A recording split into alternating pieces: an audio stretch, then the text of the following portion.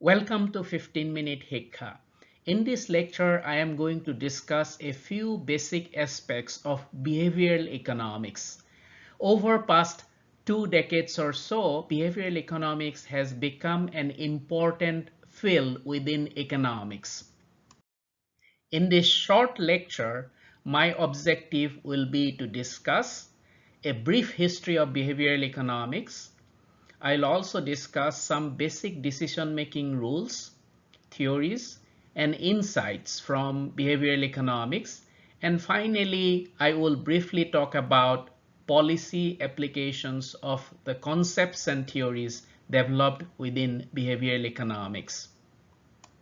In the very first lecture, we discussed that economics is the study of decision making. That means in economics, we study how individuals and societies make decisions in the face of scarcity. Now, the standard economic theories which we teach in colleges and universities are based on certain assumptions.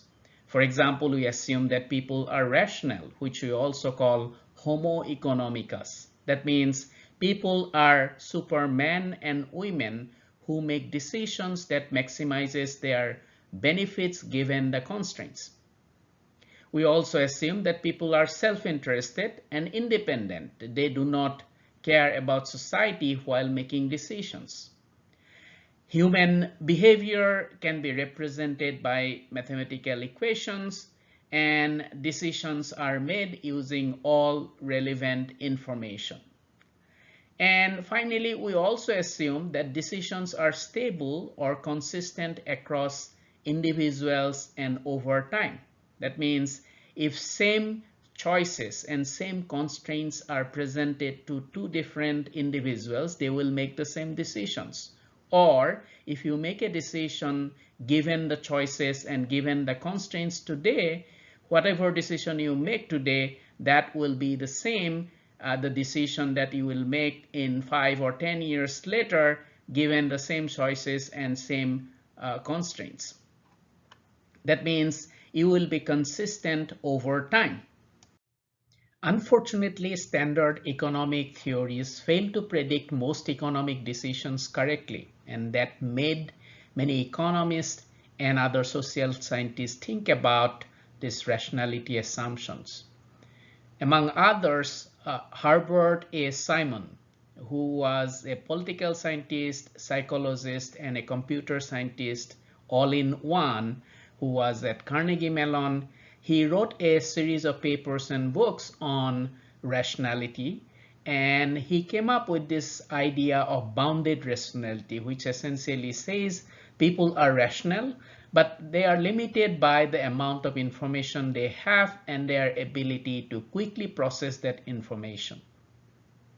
Then in 1970s, Daniel Kahneman and Amos Tversky, who are psychologists by training, they showed that through a series of experiments that the decisions are context dependent and most of the decisions are not rational in the sense of standard economic theories.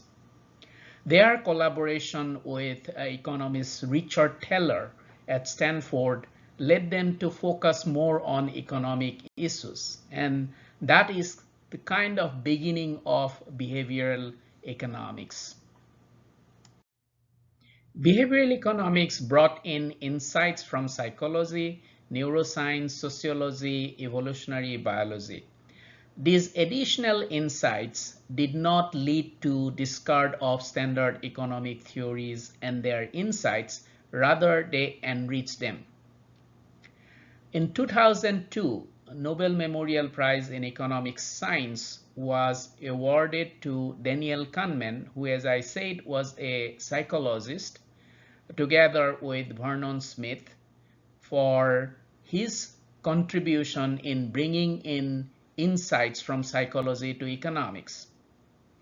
After that, behavioral economics developed into a more organized field within economics, and in 2017, Nobel Memorial Prize in Economics Science was awarded to Richard Taylor of the University of Chicago for his contribution to this development.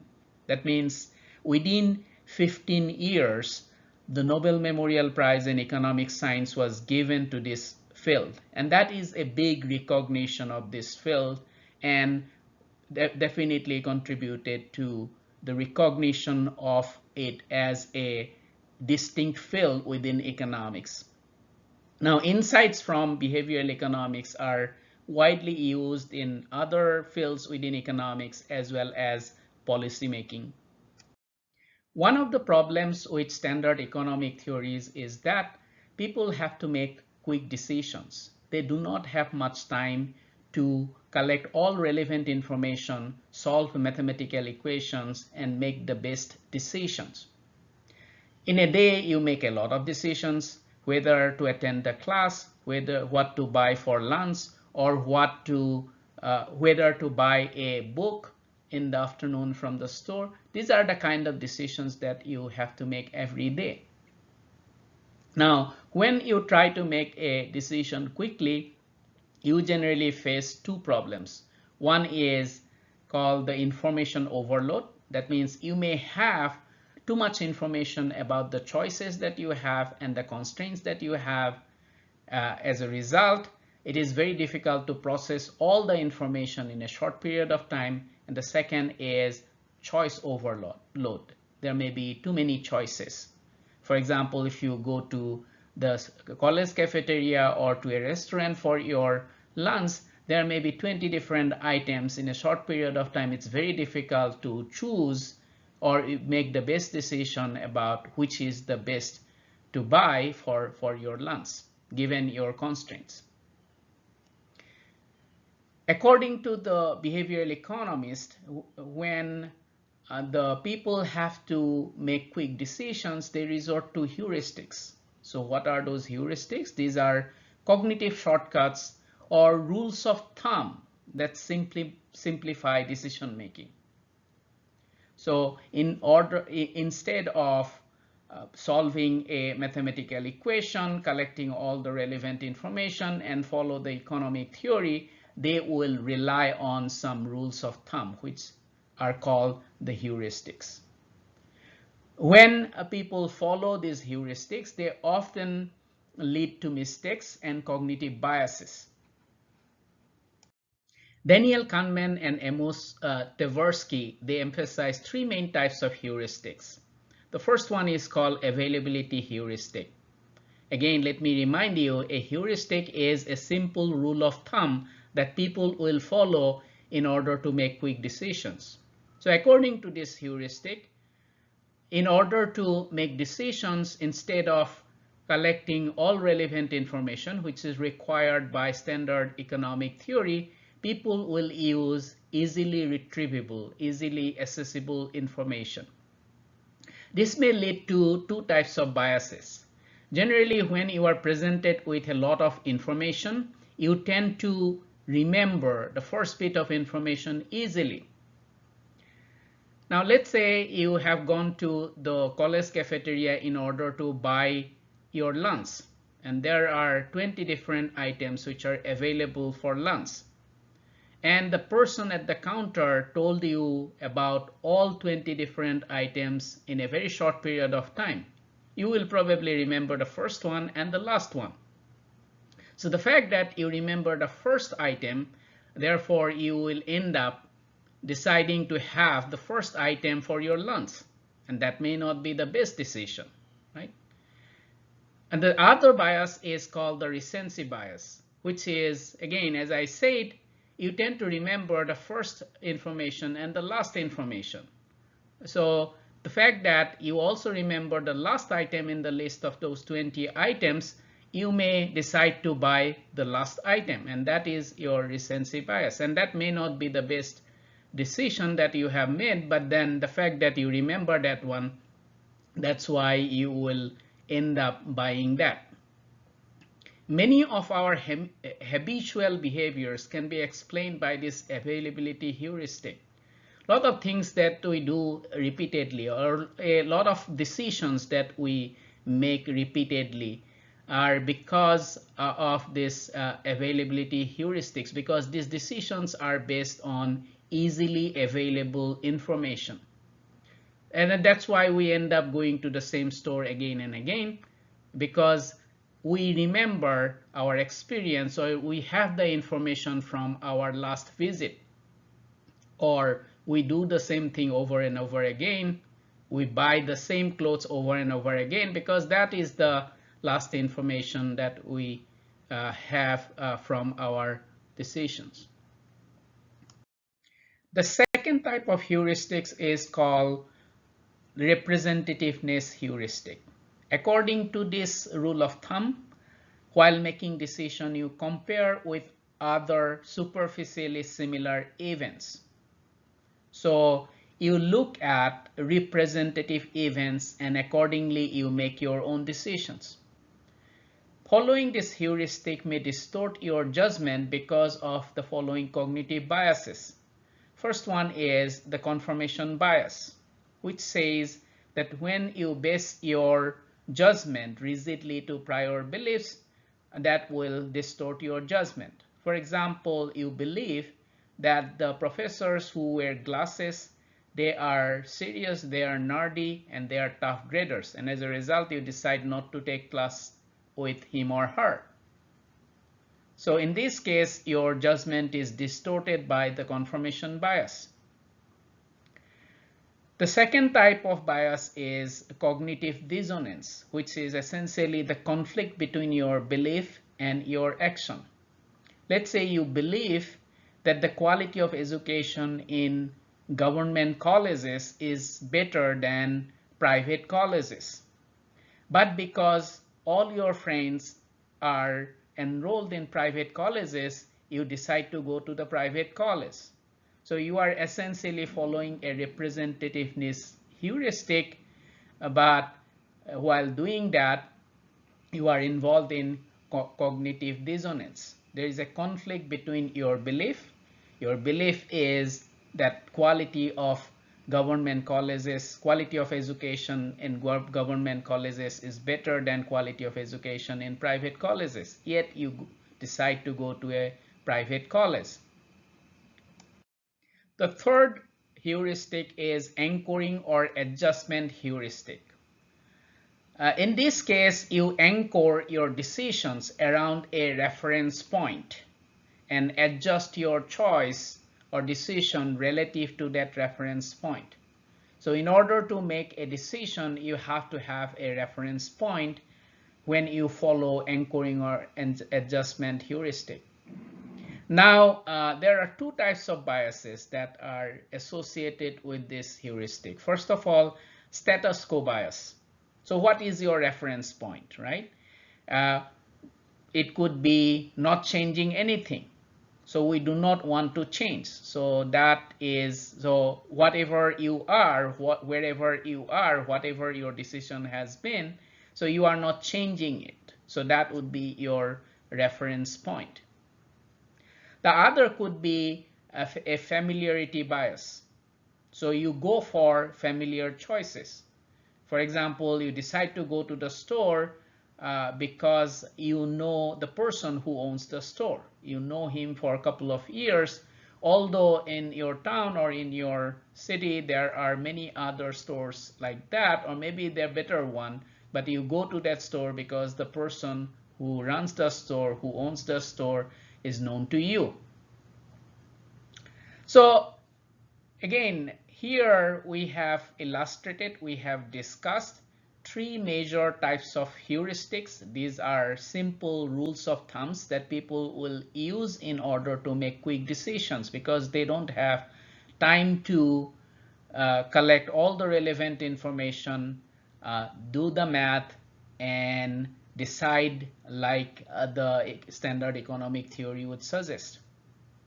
So after Kahneman and Tversky, there have been in last few decades, there have been many other heuristics and biases that have been identified by the people who have been working in this field.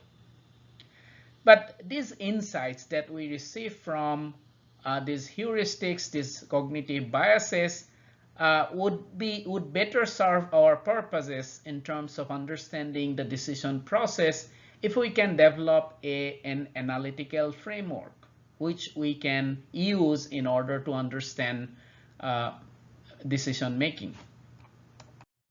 There are many theories in behavioral economics, but I will particularly focus on the prospect theory, which was proposed by Daniel Kahneman and Amos Tversky back in 1970s. It explains decision making under uncertainty, which is of course is a major area in standard economics. And this prospect theory presents an alternative to the expected utility theory, which has been the major framework in the standard economics. So what prospect theory essentially says that decision making is actually context dependent. So people value losses and gains differently, and they make decisions based on perceived gains instead of perceived losses. So for example, if an individual is faced with two choices, both are equal, but one presented in terms of potential gains and the other in terms of the potential losses. Now remember, they are both equal, right? Then the individual is going to choose the former option. That means will choose the one that has been presented in terms of potential gains. So framing is very, very important. In other words, the decision is context dependent. Now, this decision is driven by people's loss aversion. So what is loss aversion? It is people generally have a larger dislike for losses than their like for gains. For example, if you have to compare a loss of 100 rupees with a gain of 100 rupees, people's dislike for the loss of 100 rupees is much larger than the gain of 100 rupees. And that affects people's behavior. As I said in the very beginning, standard economic theories assume that people are self-interested and independent and they do not care about society. It also says that there is a mechanism in the economy which is essentially the price mechanism, which is also referred to as invisible hand, that coordinates the actions of large number of self-interested independent economic agents. In reality, our behavior is heavily influenced by a number of social factors. For example, generally people are averse to unequal outcomes in the society. That means we do not want ourselves to be very different from the others in the society.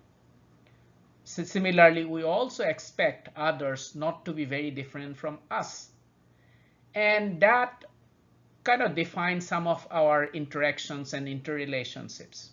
For example, if I think that there is inequality in the society, that means I am being unfairly treated, then I am more likely not to trust others, and in return I will also not expect much trust from others.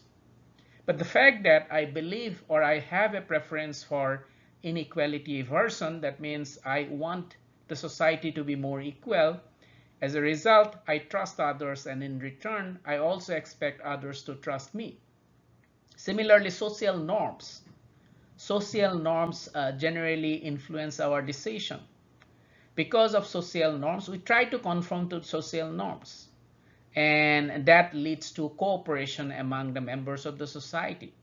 And sometimes in order to increase cooperation, in fact, we punish ourselves, which is also referred to as altruistic punishments. We also try to identify with a particular group in the society.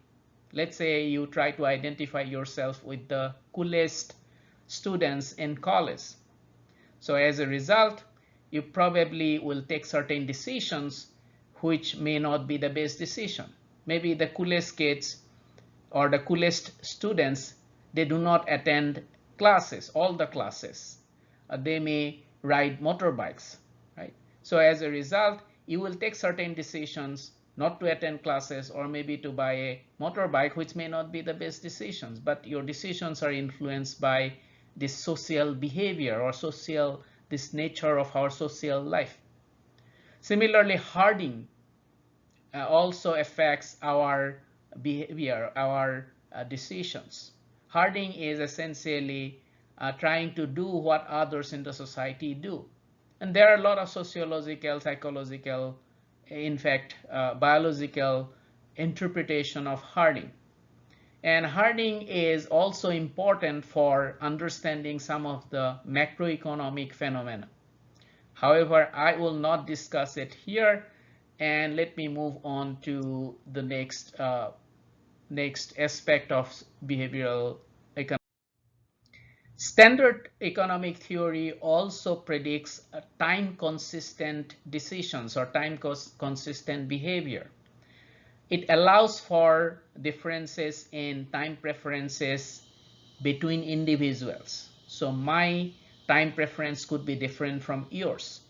But for me, my decisions doesn't matter when I make today or 10 years later should be consistent. That means given the choices and given the constraints, I should make the same decisions today that I will make 10 years later.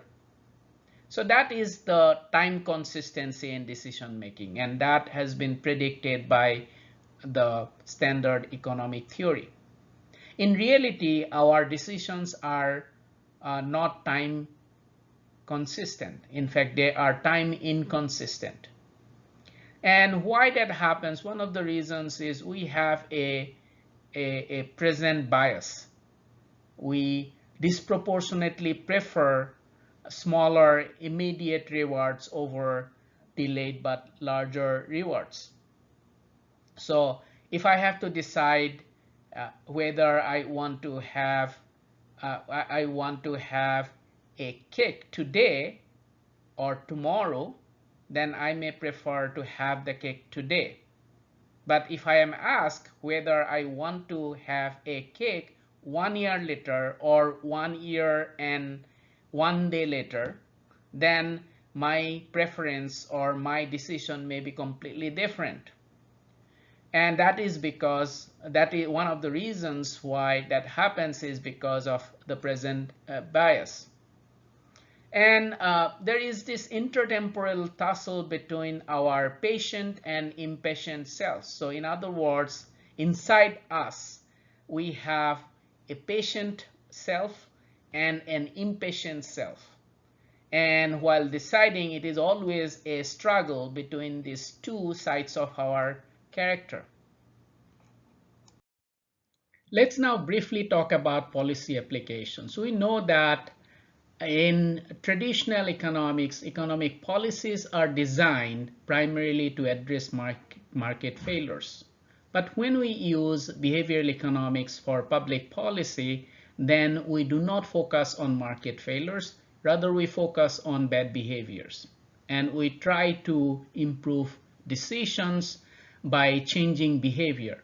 In order to change behavior, we make use of nudges. So designing effective nudges in order to change behavior is the challenge for those who are involved in making public policies using behavioral economics.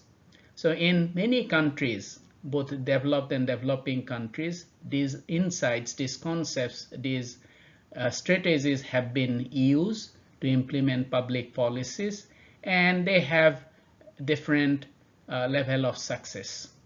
Thank you for listening to this very brief, short introduction to behavioral economics. I have touched upon only a very few basic themes or basic aspects of behavioral economics.